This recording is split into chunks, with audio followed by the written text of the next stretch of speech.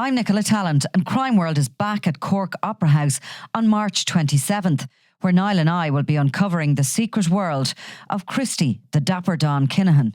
Join us for this live show. Tickets, corkpodcastfestival.ie. So you were doing a little bit of accountancy yourself in the last week. You were looking at some creditor debts of a tanning salon. Obviously, we're talking about this on Crime World for a reason. And it's Aoife McGregor's Stop and Glow on Bridgeford Street. And it is the accounts that she's filed with the Company Records Office. So, how's she doing? Well, look, I suppose there's different ways you can read accounts, isn't there? So, look, in this particular case, you know, the accounts are for, as you said, for Stop and Glow. It was a company that was set up by Aoife, who was Conor McGregor's older sister, and she set the company up in July of 2024. It's a business based on Bridgefoot Street in Dublin 8. Like anybody who's gone around that area of the city would be familiar with it. Obviously, it has slightly higher profile than most tanning salons, and the sister given the owner. And look, Ernie, our photographer, was down there to get pictures on Friday. Mm-hmm. Still going as a going concern. So look, all things, it's going well on the outside anyway. But the accounts, the first set of these are financial statements, and this was the first set of financial statements that was lodged with the company's office.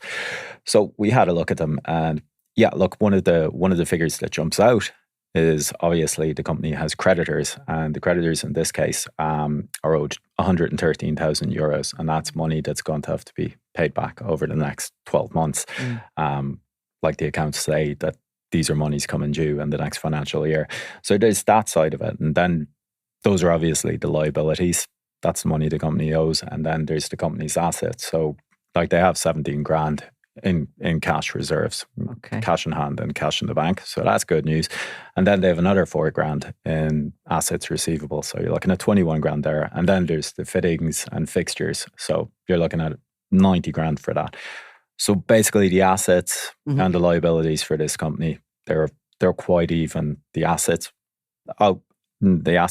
marginally outweigh the liabilities by €143. So basically that's the financial state of play. Doing okay, that's the financial state of play. But I suppose really the reason we're here on Crime World talking about this is because of the appointment of one William Whelan to the company. Now, our international listeners might pay a little bit of heed to this, because we might recall a story blowing up at some point that Conor McGregor was involved in a set to in a pub. Yeah? Yeah. And it was supposed to be with William Whelan, yeah? Yeah, there was a story that went around a few years ago, and that basically... It went around the world, Pat. I got a call from somewhere in Central America from a news agency about this. Yeah, so there was apparently this incident in a pub involving Conor McGregor and Graham The Wig Whelan's father. Now, Graham The Wig Whelan is obviously big news over here, because look, he's somebody who's been involved in gangland crime from a very young age. You know, was involved in one of the most significant drug busts in gangland history, and that it led to the Crumlin Drimnagh feud. And he was somebody who, you know, counted among his contacts. You would have had Freddie Thompson, you would have had Bomber Kavanagh, you would have had Liam Byrne, you know. And was based in the UK, working with Thomas Bomber Kavanagh for a long period of time, at which point the NCA, the National Crime Agency in the UK, would have identified Thomas Bomber Kavanagh as being the UK wing of the Kinahan cartel. Yeah. So Whelan essentially would have been seen as an associate, an underling in that Kinahan cartel, and really that's what made the headlines, that Conor McGregor was supposed to have had this set to with a relative of a Kinahan mobster, and was he going to be killed? Yeah, there was an incident. Now, I suppose beside of all of that, like what was probably missed was that Conor McGregor seems to have been friends with Graham The Wig Whelan, and look, you know, sometimes these things can be blown out of proportion. You know, words exchanged can become a set to, can become, you know, more and more. And look, you know, these things get legs. But that all seems to have been settled amicably, because Graham The Wig Whelan ended up playing football with the Blackford Gin team. So, I mean, you know, like they're basically teammates as well as friends playing soccer. So, yeah, look, I mean, there was another incident involving Graham The Wig Whelan in I suppose we better go back and explain why this is relevant to the tanning salon actually first. So why it's relevant is that when Aoife McGregor set up the tanning salon, she named William Whelan as the secretary of the company, William being Graham The Wig Whelan's father, who obviously by this stage had become romantically involved with Aoife McGregor. So there's all the connections laid out. There's the connections. And really that's why I think it's interesting, because in a way, when that story blew up and it was all headlines, the mob, the Irish mafia, the Kinahans are after Conor McGregor. And so when you're in Ireland and you knew the background, these guys, a lot of them grew up together. Like Conor McGregor grew up with not only Graham The Wig Whelan, but he would have known David Byrne, who was murdered at the Regency Hotel, and various other things. And obviously McGregor is a sportsman and a what is he, a billionaire now, millionaire in his own right, and from legitimate industry, but he's still friends with these guys. They all go up together. And look, when you think about it, Daniel Kinahan was heavily involved in boxing. You know, so combat sports, and... Yes, and members of, like, high-ranking members of the Kinahan cartel would have followed Conor McGregor's career as he made it, as he became very famous and all the rest of it. So it was kind of almost, it amused me in a way, because you're often in the media accused of blowing things up out of all proportion. But here I was from the media trying to say to international media, this has been blown up out of all proportion. There's no way Conor McGregor is going to be killed by any of these people. No. He's very friendly with them. And here we have evidence that Graham The Wig Whelan was never going to come for Conor McGregor, because not only is he in a relationship with Aoife McGregor, the sister, but his father is involved in her business. Yeah, but these are things that happen subsequently. I suppose it's important to say that there. That, like, this company is only it's 2 years old, and look, as you say, there's there is huge links between, like, Dublin is a small city. And that particular area is a small area of a relatively small city. So people do all know each other and, For sure. And look, I'm sure these people can, have fun with the media as well. Yep. Not everything that is translated is done so by people who know the kind of the mechanisms in the background. And, certainly Conor McGregor, was very shortly after that photographed with Graham The Wig Whelan and all. And I just reckon they all... So, I mean, basically what we're doing here is we're killing a story. Well, several years later, we're certainly not doing it prematurely.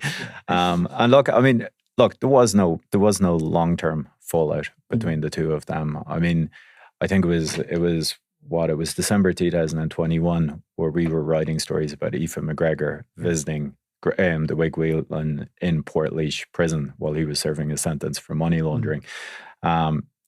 So, like, I mean, there you go. The family and romantic ties run deep.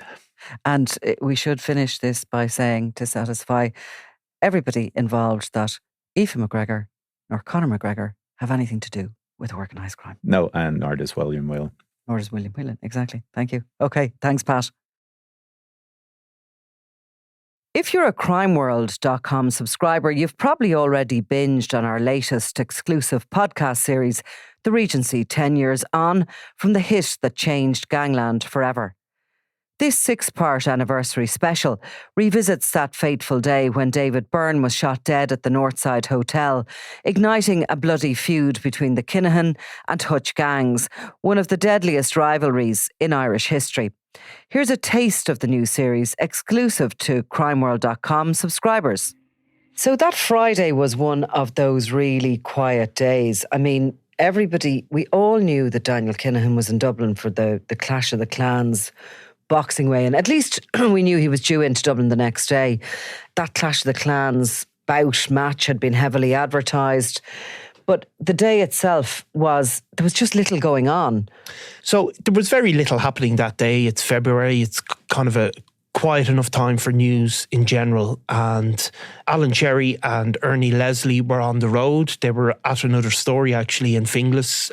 What was that, do you remember? Well, it was one of these classic sort of district court stories where a guy had, I think some teenagers had thrown stones at his car and he got out and slapped the teenager. Always great kind of human stories, because some people feel sorry for the teenagers and some people don't. And so Alan had been out there, But the guy had moved on. He'd called out to his house to see if he wanted to talk. He'd moved on. He wasn't there. And we discussed going to the Regency earlier. And I said, look, just go along and see what happens. Divert there. We obviously weren't expecting anything. And obviously that point of Alan being there would be the subject of conspiracy, but we'll get into that at a later point. For sure. So it was a case really that day of, one thing hadn't worked out, so go to the next. But also there was definitely a general sense of, if we could be there, just in case. Yes, and as you said, to see who was standing beside the Kinahans and who wasn't from that bigger organised crime group. So Alan and Ernie went out. I got a call. I think you got a call almost simultaneously, but I got a call from Alan. I'd spoken to him earlier on the day saying, see what happens. And he phoned me up and said, there's after being a shooting and I think we've got a picture. And I actually went, yeah, very funny. But of course, he stopped me and said, no, I'm serious. We're after, there's some guys come out with a gun, there's shots fired, and there's total and utter chaos. And, our first thought is, get yourself safe. I have to admit, my second thought was, I hope they did get good pictures. But, you're still thinking they have to get safe. I mean, I know you probably got a similar call because Ernie and Alan obviously were in the same Jeep. And of course, Ernie's the guy taking the photographs, yes. So he's on the phone to me. So I actually had gone for a pizza for lunch and I had come back over to the office and the phone rings and it was Ernie. And I answered and he was panicked on the other end of the phone. This was real high octane stuff. And he's still trying to take photos. He's trying to tell me what's happened. He's told me he thinks he's got a good one of one of the shooters as they were running from the scene. He was trying to call up the photograph on the back of his camera. Yeah. Because it would have taken him a while to get it onto a screen, but he'd also sent it into the office. Yeah. You know what I mean? So he was kind of in the middle of doing a number of things. And as I was on the phone to him from memory, the photograph came into the office and we put it up on the big screen. And it was clear to see that this wasn't just one of the shooters as he suspected, but it was two. One of them was dressed as a woman. Which is, of course, it is. There was also this confusing story about guards coming in with weapons, and obviously we know now that they weren't ERU guys, they were guys dressed as them. But Alan was telling me this, there was talk of these guards, and then obviously there was, the crowd fleeing from the scene. So it was all confusing. But as you said, Ernie had taken a picture of the back of his camera. People will know what the photographer's cameras look like, and they have a little digital screen. So you don't see it in great detail. But we knew this is a once-in-a-lifetime photograph has been gotten. Yeah, as soon as it came in. And of course, look, the newsrooms aren't as busy as they used to be. They used to be very busy, buzzy places with phones ringing everywhere. And it felt like a proper newsroom that day. I remember everybody's phone was going. People were hearing little bits about it. The news was starting to break about it. And of course, we were there sitting in the office with this photo. There's that sort of news sense in you that you want to run this. Yeah. And at the time, we weren't putting stuff up online. This would have been held for the paper on the Sunday, and this is a Friday afternoon. We had something really special here. But we also, I think, knew the guards were going to be desperate for that picture because they were two gunmen running from a scene of a crime. So it was a very compromised situation, and there was a bit of arguments going on, and there was voices were raised. Totally. I mean, because it is complex. I mean, normally the journalism likes to keep itself separate from the Gardaí investigations. So Garda investigations go on and journalism reports on them. But obviously then you're put in this compromising position because you have guys running out visibly with handguns in their hands. And, they're obviously then disappeared into the ether. And you have to have a discussion about what is your civic responsibility in terms of, do you help the guards? You don't want these armed gunmen to run down the street and kill another few people. So it was a complex one, and people were aware straight away that the guards are going to want these pictures and want to use it for their purposes. And we also have our purposes, which is to tell what happened and to report on the news. So there was a conflict straight away. From my memory, as the afternoon went on and, I was talking to contacts and to other people who were involved in crime journalism, etc., it became apparent that there were no guards at the weigh-in. That in actual fact, the guards didn't seem to be there at all. They were called literally by the hotel and had arrived in response to what had already gone on. Of course, David Byrne had been shot dead in the reception of the hotel. We were getting photographs in later in the day, which showed a very shocked-looking Liam Byrne standing outside the hotel, his hands in his pockets, standing beside his cousin Liam Rowe, another significant cartel member. There was no sign of Daniel Kinahan. I was getting calls from people who were telling me that these professional killers had been flown into the country and had already been flown out. There was rumours, there was spin, and also there was the general, I suppose, conversations in regards to, oh my God, what is going to happen next? I mean, all anyone knew for sure was something was going to happen. David Byrne was a very, very senior lieutenant. He was also from criminal royalty from the Byrne family. His brother-in-law is Thomas Bomber Kavanagh. His brother is Liam Byrne, and he's very much at the heart of the Kinahan cartel. We knew from the beginning that this attack had occurred as part of the rivalry between the Kinahan and Hutch factions of what was once the one organisation. And I think everybody was really trying to predict what this might lead to, but nobody could have guessed. Nobody could have guessed. And of course, those rumours straight away went around. It was straight away focused on the Hutch gang. But at this time, if you remember, while there had been other incidents, for example, an attempted hit on Jerry Hutch in Lanzarote, it wasn't, those incidents weren't always public. People were straight away thinking this isn't the type of normal organised crime operation. They were looking at the weapons, saying, is there a paramilitary organisation involved here? Nobody knew fully. And of course, what people did fear straight away was, no matter what, people knew how big and how powerful the Kinahans had become, and the likelihood of them not striking back was inevitable. That blood was going to flow.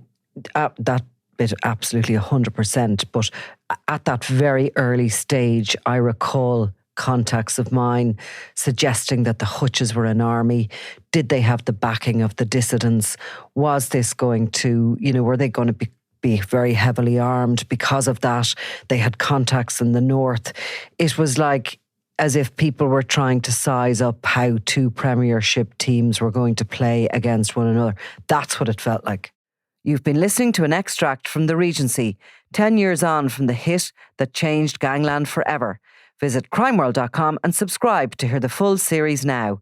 And you'll also get exclusive access to our other podcast deep dives on the Dapper Don, Christy Kinahan, Thomas Bomber Kavanagh, and more.